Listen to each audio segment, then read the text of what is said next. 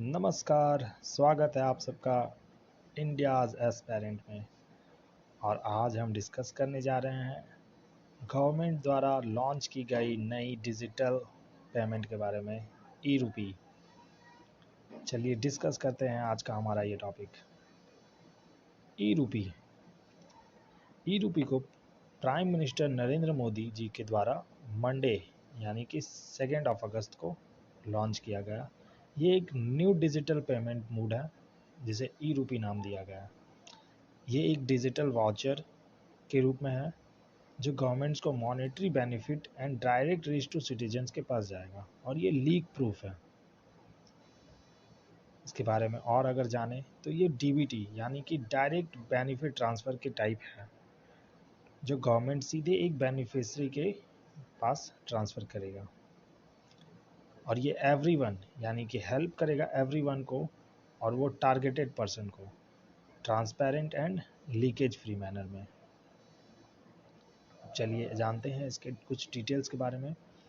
Under this new payment system, the beneficiaries will get an electronic voucher coupon that can be used in online banking, payment application and other traditional payment। यानी कि government एक beneficiary को account में QR code या एक SMS के through एक message send करेंगे, और उसे वो शॉप में दिखाकर कुछ थिंग्स को ले सकते हैं,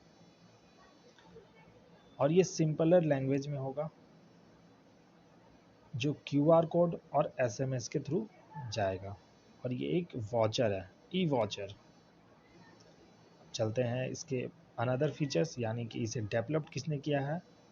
तो ये डेवलप्ड किया गया है national payment corporation of India in collaboration with department of financial service, ministry of health and family welfare and national health authority द्वारा इसे अप्रूव किया गया है और डेवलप्ड किया गया है।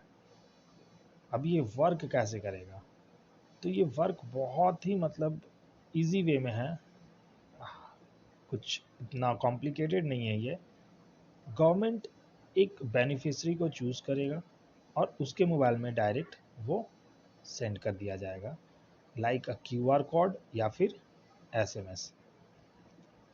अ person as well as purpose specific for a purpose which is made for benefit is been given, it will used for this e-rupee is to going ensure the government will send voucher directly to the mobile number or the beneficiary instead of putting the cash in the account।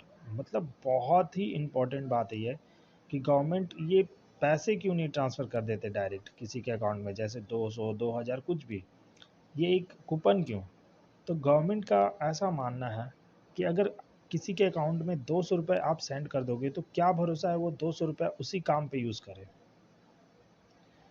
For example, अगर government चाहती है कि mask या फिर another sanitising के type में कुछ medical purpose के लिए वो 200 रुपये किसी के अकाउंट में सेंड करते हैं, तो क्या वो ज़रूरी है वो 200 रुपया वो मास्क या अनदर पर्पस के लिए ही वो खर्च करे।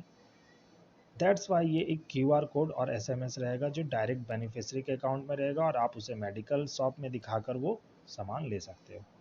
अब इसका बेनिफिट क्या है, तो e RUPI payment mode is not related to any app और एनी बैंकिंग।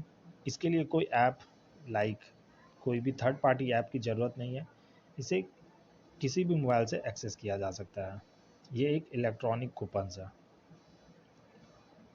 अब इसका यूज़ कैसा है, तो government wants to use e RUPI payment would deliver the financial benefit under the direct benefit transfer scheme such as provisional drug and nutritional support under the mother and child welfare scheme. मैं एक separate video बना दूंगा DBT के ऊपर, and एक separate video बना दूंगा मैं mother and child welfare scheme, जो सेंट्रल द्वारा जितने भी स्कीम चलाए जाते हैं। और एक सबसे इम्पॉर्टेंट ये टॉपिक कि ये प्राइवेट सेक्टर के द्वारा भी ई रूपी का यूज़ कर सकता है। ज़रूरी नहीं कि ये गवर्नमेंट ही यूज़ करे, इसे कोई प्राइवेट कंपनी या कॉर्पोरेट कंपनी भी यूज़ कर सकते हैं। बैंक यूजिंग ई रूपी पेमेंट यानी कि डिजिटल पेमेंट का यूज़।